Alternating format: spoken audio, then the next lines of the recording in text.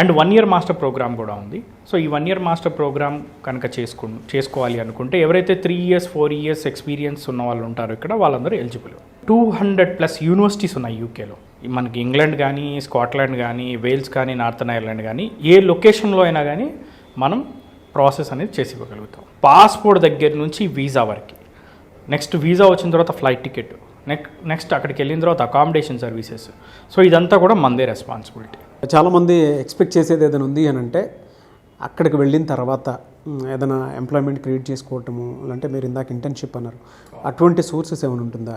Maximum మా suggestion ఏంటంటే మా తరపున పార్ట్ టైం అనేది చేసే పిల్లలు చేస్తున్నారు, చేయవచ్చు. బట్ పార్ట్ టైంకి బదులుగా ఇంటర్న్షిప్ అనేది సెలెక్ట్ చేసుకోవాలి. సో ఇంటర్న్షిప్ సెలెక్ట్ చేసుకోవడానికి మన యూకే గవర్నమెంట్ కొన్ని ప్లాట్ఫామ్స్ని సజెస్ట్ చేయడం జరిగింది. సో డైరెక్ట్ మనకు కాల్ చేసిన ఆ ప్లాట్ఫామ్స్ డీటెయిల్స్ మనం వాళ్ళకి ఇస్తాం, ఏ వెబ్సైట్స్ నుంచి చేసుకోవాలి ఏంటి అన్నది.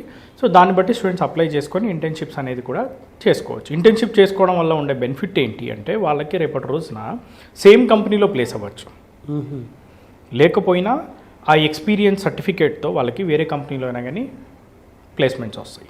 అండ్ యూకేలో 2 years మాస్టర్స్ అయిన తర్వాత 2 years PSWP ఉంటుంది. దాని తర్వాత ఎంప్లాయ్మెంట్ వీసాకి వెళ్ళొచ్చు. దాని తర్వాత వాళ్ళు ఎంప్లాయ్మెంట్ వీసా కంప్లీట్ అయిన తర్వాత they can go for PR.